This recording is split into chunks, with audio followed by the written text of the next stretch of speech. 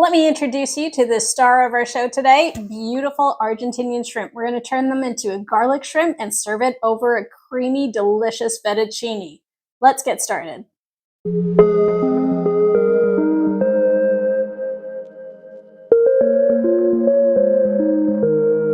At every part of this recipe, I want to impart as much flavor as I possibly can. So when I'm warming up the water for the noodles, I'm going to put in a chicken bouillon cube in addition to a bit of salt. Even though there's salt in the bouillon cube, I'm still going to add a little bit of salt, about 2 pinches worth.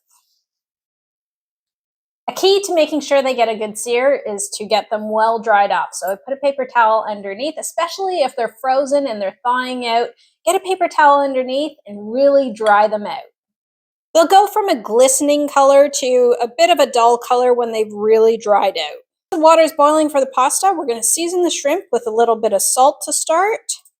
Following that with some black pepper, as little or as much as you like. And a key ingredient for this, I always think, is some paprika. Gives it a beautiful color and it gives it a smoky flavor. Now I'm going to add a big glug of olive oil and we're going to massage it right in. All right, let's get massaging. I do put gloves on just so that it doesn't go all over the place. And we're going to massage all of those great flavors right into the shrimp. Let's add some avocado oil. Additionally, I'm going to add a gulp of butter. Let's add the garlic now. I've chopped up 5 cloves of garlic, so hope that you and your date are both eating the same thing.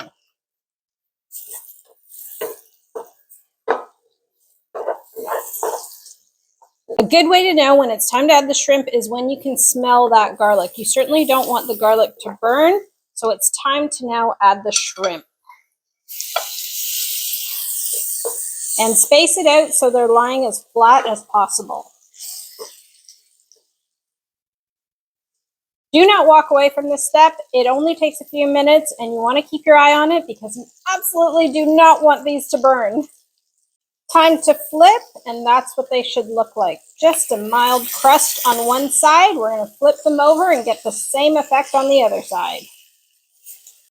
I'm going to add a little bit of lemon juice, so that acid is really going to bring the flavor out. And that quickly, your shrimp are done. We're going to move on to the fettuccine.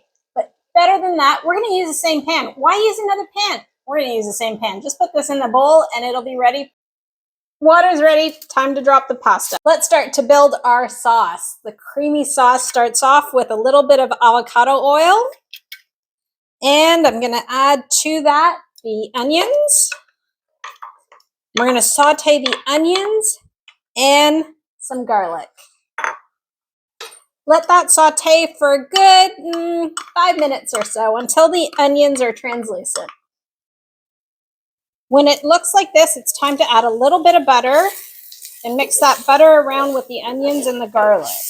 Reduce your heat if you find that your garlic or your onions are burning. To add some color and flavor, I'm adding some red bell pepper and mix that around. Time to add a little bit of cream. So I'm adding about a cup of cream.